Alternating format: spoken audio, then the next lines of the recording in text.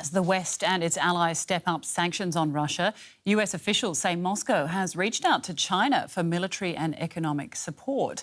That's prompted a warning from Washington, with National Security Advisor Jake Sullivan saying China will face harsh consequences if it helps Russia evade the effects of the global sanctions.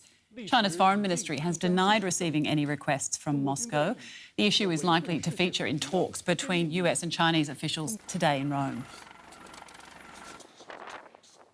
Dr. Ruth Diamond is a senior lecturer in post-Soviet security at the Department of War Studies at King's College London. She joins me now. Dr. Diamond, thanks for your time this morning. If Russia has indeed asked China for help, what does that say about the state of Russia's military capacity?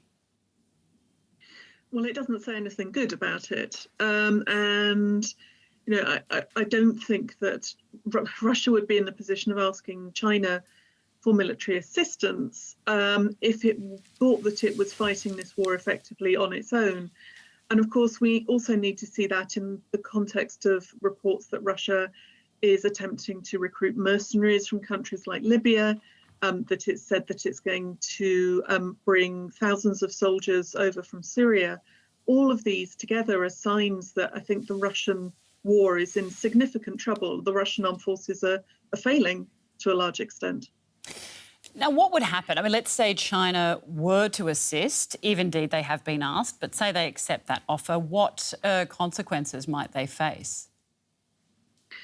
It's not really clear at this point, not least, I guess, because the Americans and other Western countries are presumably in fairly intensive dialogue with the Chinese government over this. But the government of the US has been clear that there would be significant consequences, and obviously that would have an impact, presumably, on China's very significant economic relationship with the US. What is China's wider position in all of this?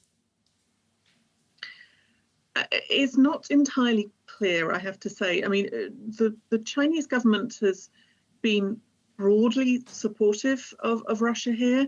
In what it's said in public spaces. But ultimately, I guess the question is, what's in it for China, right? What is the incentive for China to get dragged into this conflict, which would have such significant repercussions for its key relationships with Western states? And it's not clear to me at this point that there's an obvious rationale for China to get involved in the way that Russia seems to want it to. But they're likely to be watching on at this conflict very closely. Yes, absolutely. I mean, of course, everybody is. And this is a conflict that has a potential, of course, to spread if the countries involved, if Russia and NATO states are not careful.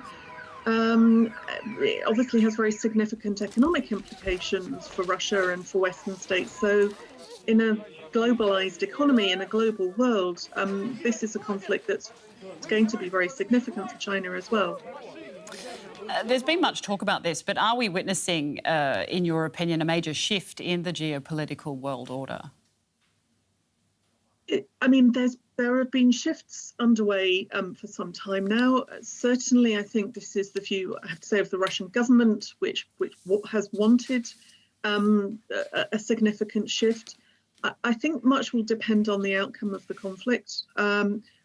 Ironically, actually, one thing that we're seeing is a significant shift in the European security order, which, of course, is what Putin said he wanted. He's just not getting the change that he asked for, because what we're seeing, in fact, I think, is a strengthening of Western institutions and Western alliances.